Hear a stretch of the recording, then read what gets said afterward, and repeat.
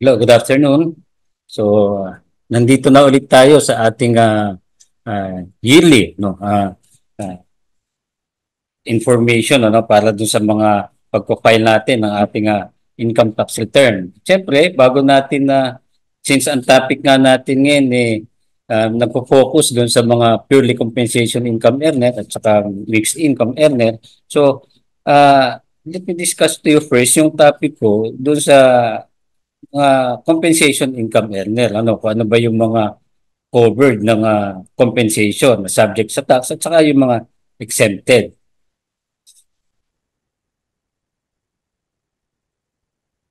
Hayaan yung i-share ko sa inyo yung aking presentation.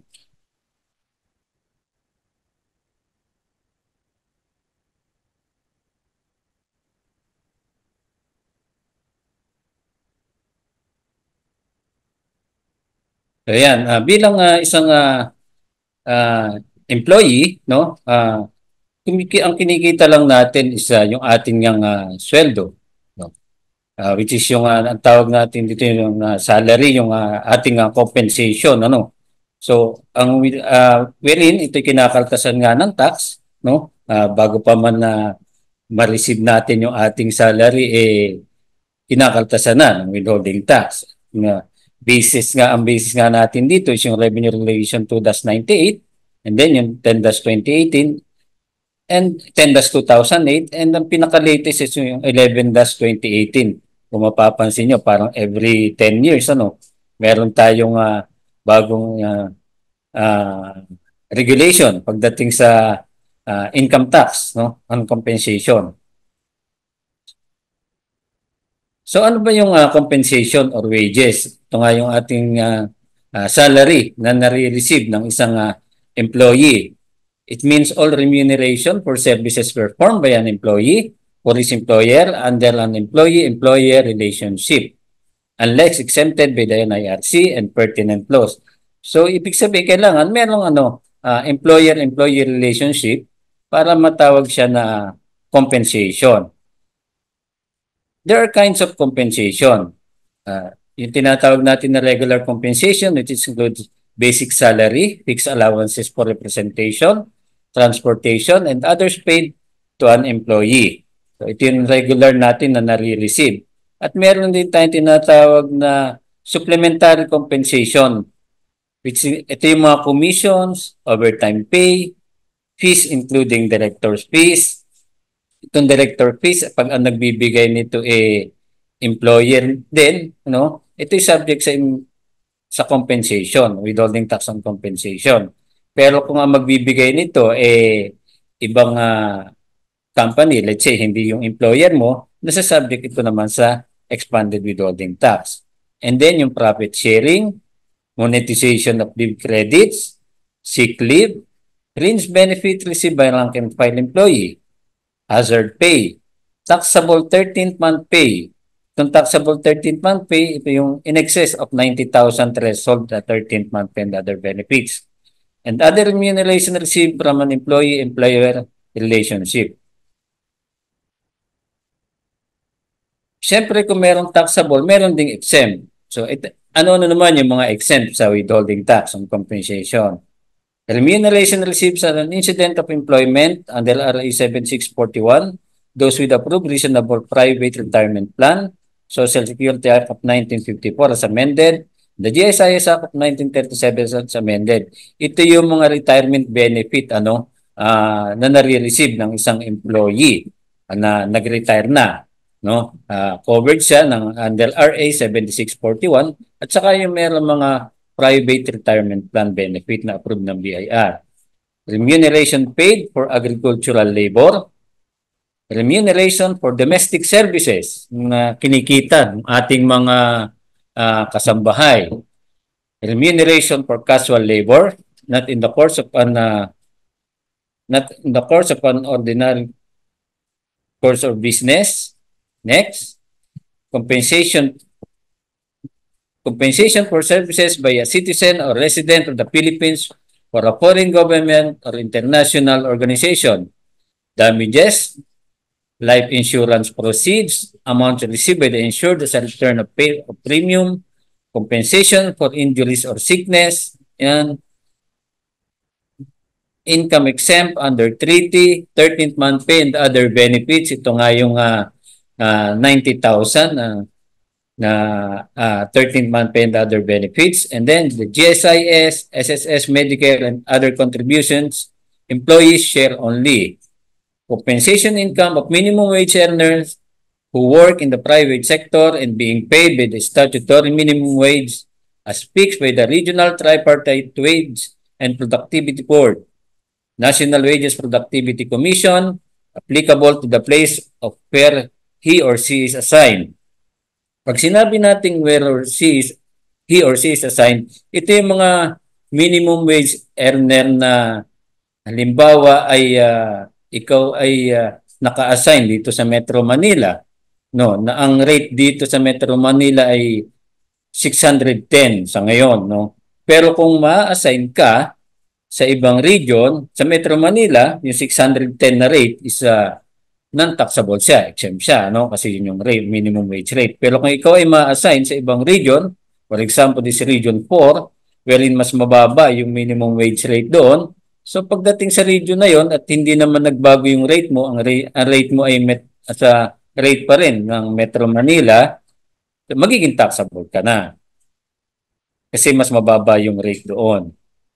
Compensation income of employees in the public sector with compensation income not more than statutory minimum wage in the non-agricultural sector as fixed by the RTWPB and the NWPC applicable to the place where he or she is assigned. So applicable din ito doon sa mga government employee.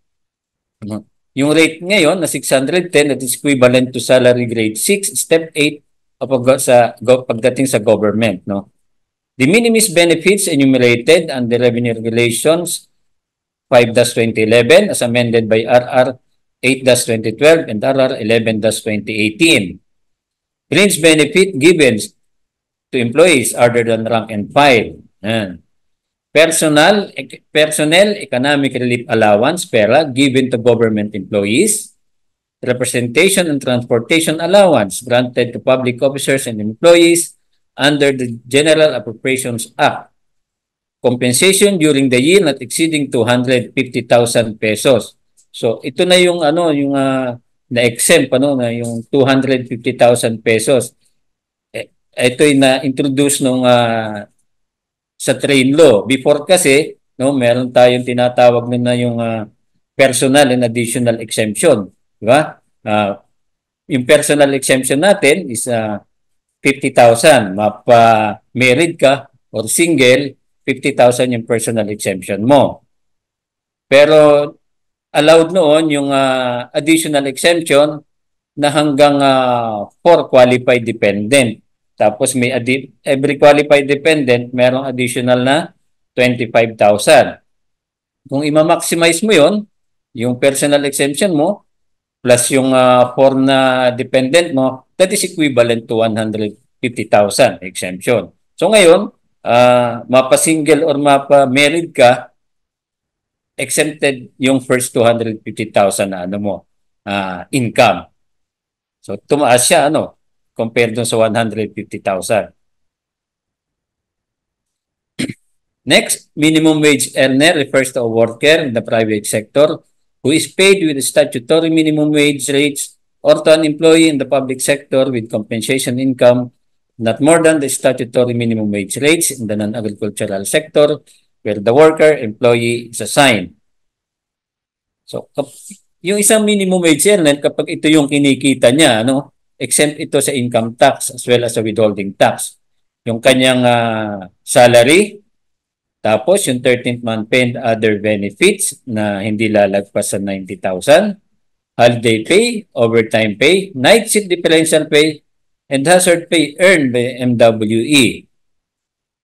So, ibig sabihin, pag yan lang yung kinikita, yan lang ang kinita ng isang minimum wage earner, lahat kahit magkano pa abutin yan, kahit yan ay lumagpas sa 250,000 na threshold, dahil siya ay minimum wage earner, exempted pa rin yung kanyang kinita. Yan. Provided that an employee who earns additional compensation such as commissions, honoraria, fringe benefits, benefits in excess of the allowable statutory amount of 90,000 pesos, taxable allowances, and other taxable income other than statutory minimum wage, holiday pay, overtime pay, hazard pay, night shift differential pay is taxable subject to 250,000 threshold. So ganito yan, ano? Meron kasi mga employer na nagbibigay ng let's say commissions doon sa kanilang mga employee, lalo na yung involved sa sa sales, no? Kung ikaw ay isang minimum wage earner, sabi ko nga kung kinikita mo lang ay yung iyong sweldo, holiday pay, overtime pay, hazard pay, night shift differential pay, kahit magkano abutin yan, no? Yan ay exempt sa tax, no? Kasi ikaw ay minimum wage earner. Pero kung meron kang commission, let's say, meron kang commission doon sa sales mo, kung yan ay commission mo ay hindi aabot doon sa 250,000 na threshold, wala pa rin tax yun. Although taxable siya, pero kung hindi pa siya aabot doon sa 250,000 na threshold, wala pa rin siyang tax. Unless lumagpas siya doon sa 250,000. No? Let's say 300 yung iyong commission. So yung 50,000, yun ang makukumputan ng tax. Yun ang may tax, yung excess sa 250,000. Okay. Next, de minimis benefit not subject to withholding tax. First is the monetized unused vacation leave credits of private employees not exceeding 10 days during the year. So kung meron nito yung isang employee ng private company, nag-monetize siya ng leave credits niya na let's say 15 days, no? Yung 10 days lang ang pwedeng pumasok dito sa de minimis benefits. Yung 10 days lang ang hindi subject sa sa tax. Letter B, monetized value of vacation and sick leave credits paid to government officials and employees. Medical cash allowance to dependents of employees not exceeding 1,500 pesos per employee per semester or 250 pesos per month. Rice subsidy of 2,000 pesos or one sack of rice. Yan, 2,000 sa rice subsidy, no? Uniform and clothing allowance not exceeding 6,000 pesos per annum. Actual medical assistance, medical allowance to cover medical and healthcare needs. Annual medical executive check-up, maternity assistance, and routine consultations not exceeding 10,000 pesos per annum. Laundry allowance not exceeding 300 pesos per month. Employees Achievement Awards for length of service or safety achievement, which must be in the form of a tangible personal property other than cash or gift certificate with annual monetary value not exceeding 10,000 pesos received by the employee under an established written plan which does not discriminate in favor of highly paid employees. Gifts given during Christmas and major anniversary celebrations not exceeding 5,000 pesos per annum. Daily meal allowance for overtime work and night graveyard shift not exceeding 25% of the basic minimum wage on a per region basis. Benefits received by an employee by virtue of a collective bargaining agreement and productivity incentive schemes provided that the total annual monetary value received from both CBA and productivity incentive schemes combined do not exceed 10,000 pesos per employee per taxable year. All other benefits given by employers which are not included in the above remuneration shall not be considered as de minimis benefits and hence shall be subject to income tax as well as withholding tax on compensation. The amount of de minimis benefits conforming to the prescribed ceiling shall not be considered in determining the 90,000 peso ceiling of other benefits excluded from gross income, provided that the excess of the de minimis benefits over their respective ceiling shall be considered as part of other benefits and the employee receiving it will be subject to tax only on the excess over the 90,000 peso ceiling. So, ibig sabihin, yung de minimis benefits, kung meron ito hindi naman mandated yung isang employer, yun ay kung may ibinibigay lang yung employer. So, yung de minimis benefits, hindi natin yan isinasama doon sa 13th month pay and other benefits na 90,000, no? Yung mga halimbawa may na-meet niya yung ceiling, hindi yun isinasama doon sa total ng 90,000 na other benefits, no? Pero kung ikaw ay kung merong binibigay na de minimis benefits yung isang employer, halimbawa is yung uniform allowance. May threshold tayo doon na 6,000 pesos, no? So kung ang uniform allowance is umabot doon sa 7,000, since ang de minimis benefits natin is equivalent lang sa 6,000, yung 6,000 hindi talaga siya taxable, exempt siya kasi nga de minimis benefits siya. Yung 1,000, pwede mo siyang isama doon sa 13th month pay and other benefits at hindi siya magiging taxable kung hindi pa siya mag-excess doon sa 90,000 pesos na ceiling. Pero kung yung, yung 13th month pay and other benefits, puno na. No? Kumbaga, lalagpas na doon sa 90,000. Yung 1,000 na excess na yan ay magiging taxable na.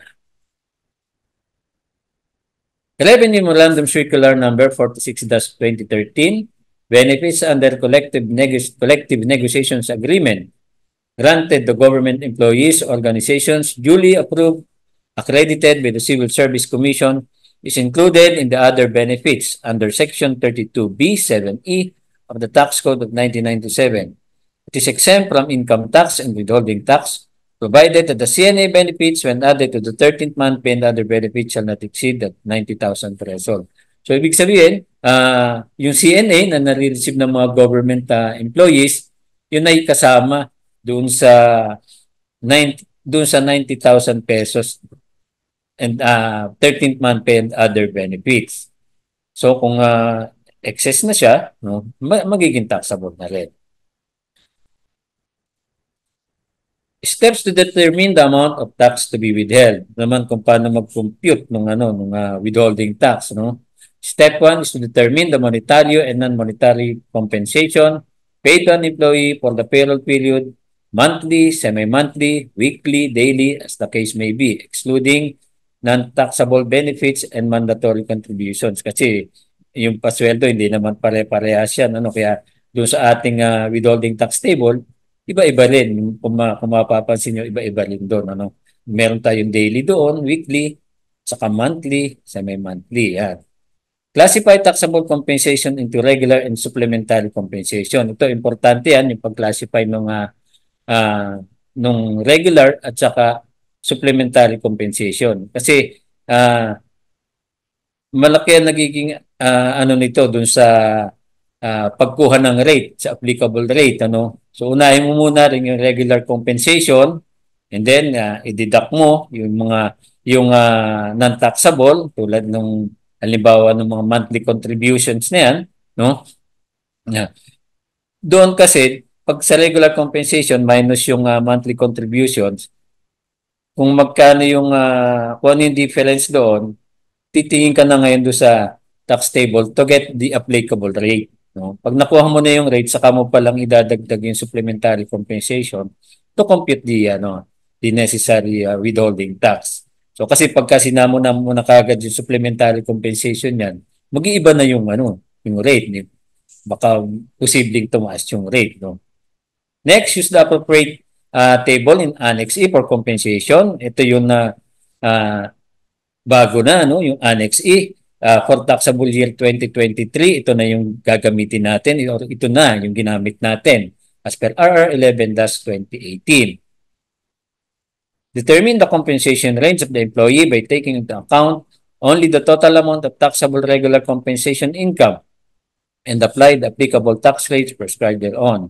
Compute the withholding tax due by adding the tax predetermined in the compensation range as indicated on the column used in the rate of tax on the excess of the total compensation over the minimum of the compensation range. So ito yung ating bagong withholding tax table. Ito ay Annex E ng RR 11-2018. Year-end adjustment. On or before the calendar year and prior to the payment of the compensation for the payroll period, The employer shall determine the sum of the taxable, regular, and supplementary compensation paid to each employee for the whole year and must ensure that the tax due is equal to tax withheld. Yan yung purpose ng year-end adjustment, no? Yan, tax due is equal to tax withheld. So, para maiwasan natin nga yung magkaroon ng over-remittance, no? Kaya yung may babayaran pa yung isang employee.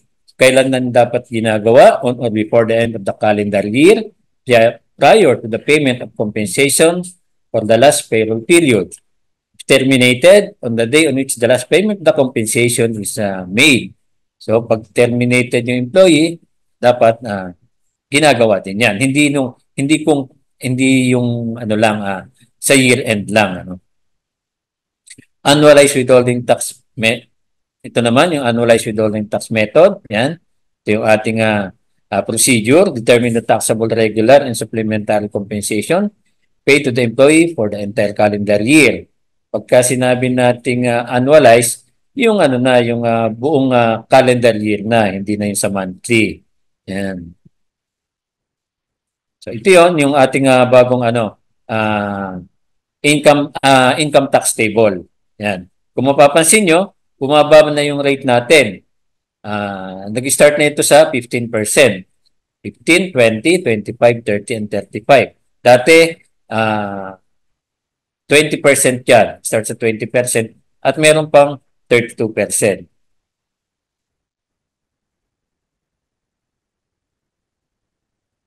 Ito yung annualized withholding tax formula. Ito naman manirapan na lang ito yung segregation. Alin ba yung mga taxable at saka yung hindi taxable. Ayan. So what is substituted filing? An individual taxpayer will no longer have to personally file his own income tax return, BIR form number 1700, but instead the employer's annual information return on income taxes withheld per BIR form number 1604C filed will be considered as a substituted ITR of the employee. Date of effectivity nito is nung year 2001 on a voluntary basis and year 2002 mandatory na siya. Yan. Requisites for individuals qualified for substituted filing and may no longer or no need to file BIR form number 1700. Receives purely compensation income regardless of the amount. So, yung mga purely compensation income earner lamang, no? Compensation from only one employer in the Philippines for the calendar year.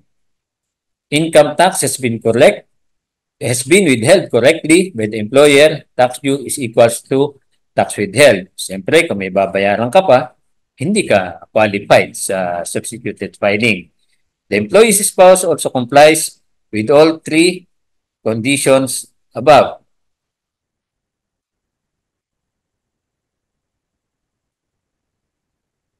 And then, number 5 is,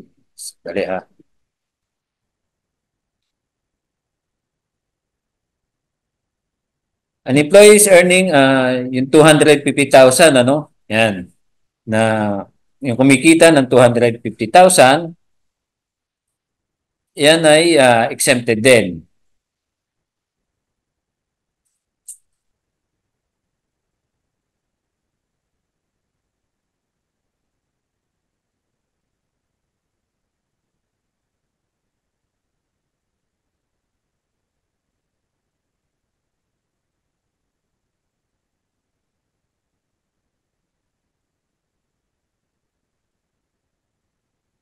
Next, a minimum wage earner as defined in RR number 8-2018.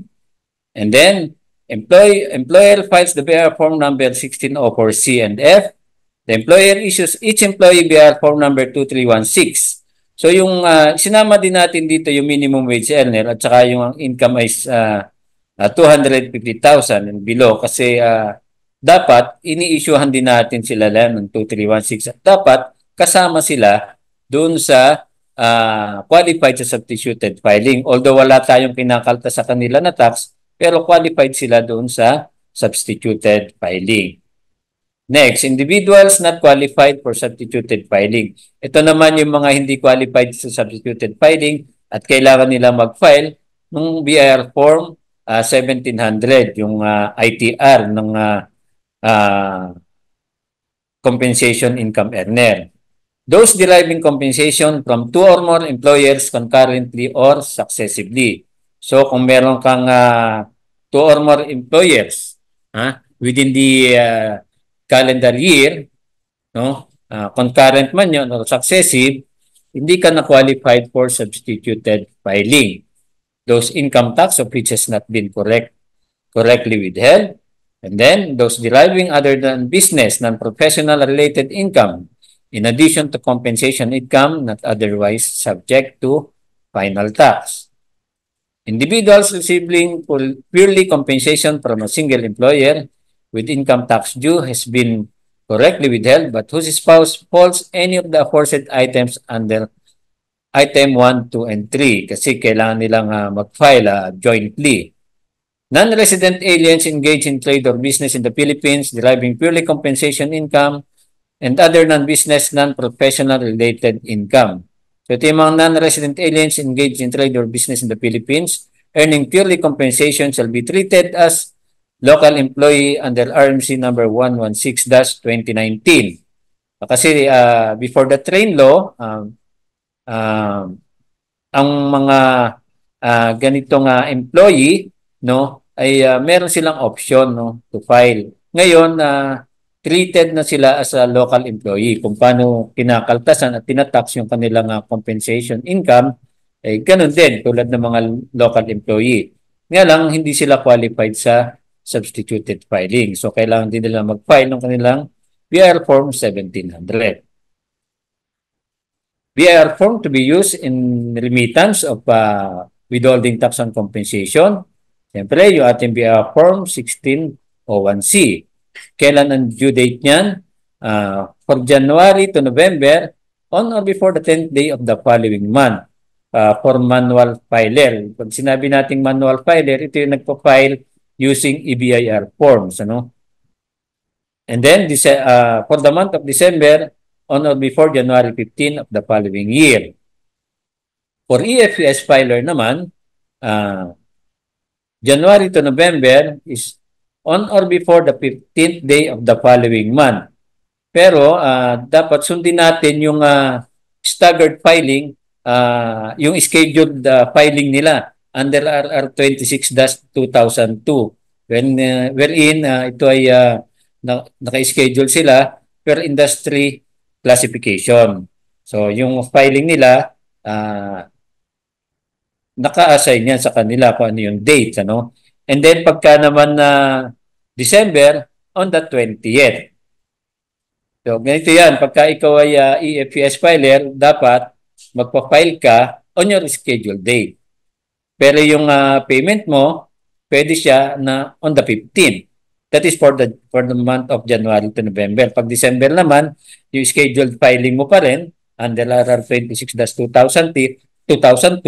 pero yung payment is on the 20th. Ang na-extend lang is yung payment. Ano? Pero yung filing is ang susundin nyo pa rin, schedule pa rin yun din.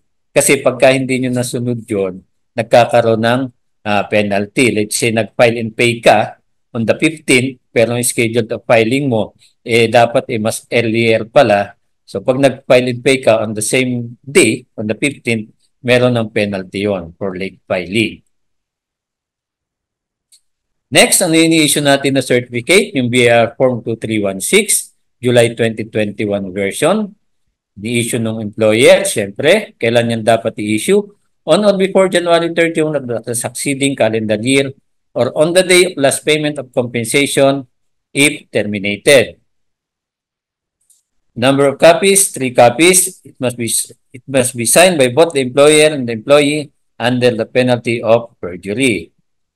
This certificate shall include a certification that the employer's filing of BIR Form number 1604C shall be considered a substituted filing of the employee's income tax return. It shall be signed by both the employees and employer attesting the information stated therein has been verified is true and correct to the best of their knowledge. So kaya dapat bago nyo pirmahan, titingnan nyo muna.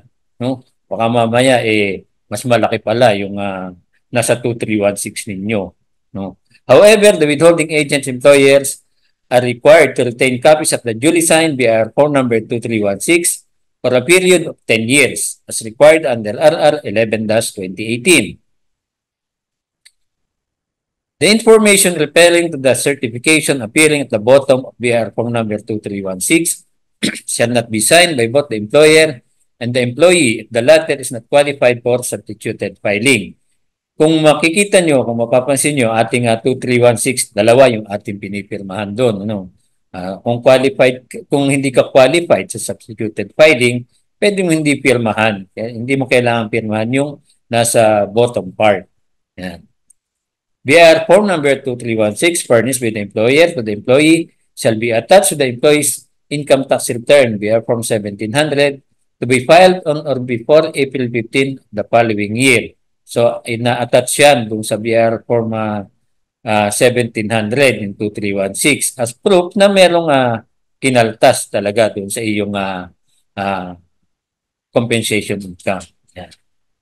If the BIR form number 2316 was issued by a previous employer as a result of termination of employment and the employee has been subsequently employed within the same calendar year, the employee should submit a copy of BIR form number 2316 issued by the previous employer to his present employer for consolidation with his current compensation received from the present employer. So, kung meron kang previous employment, no, within the same calendar year, kailangan magsasubmit ka ng BIR form 2316 sa yung bagong employer. Kaya nire-require nila yan, no, ng bagong employer. Yun naman kung meron kang previous employment, ano, within the same calendar year. Pero kung wala naman, hindi mo na kailangan mag-submit ng 2316 kasi yan nga for the purpose of consolidating yung income mo for the same calendar year. Okay?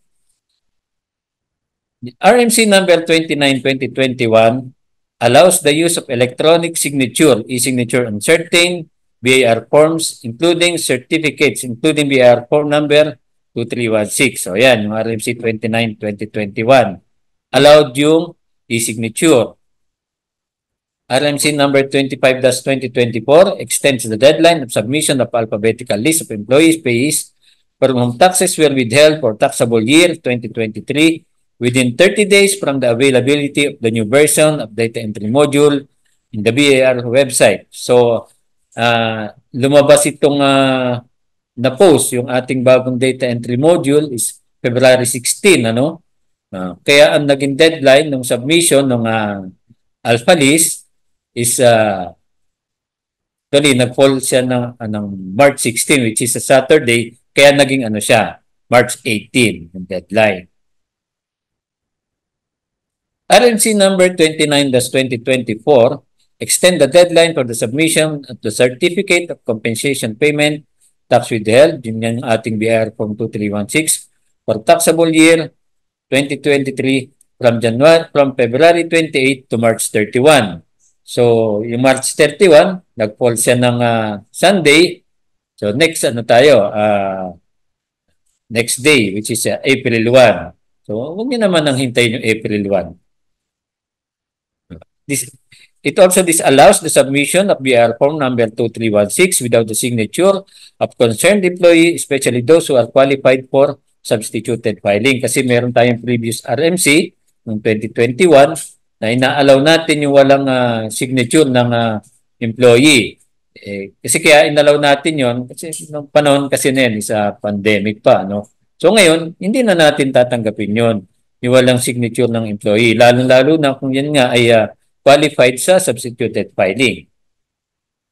It also limits the documentary requirements submitting BIR form number 2316. So, bukod doon sa ating scan copy ng BIR form 2316 na naka-save sa DVD-R or USB, ang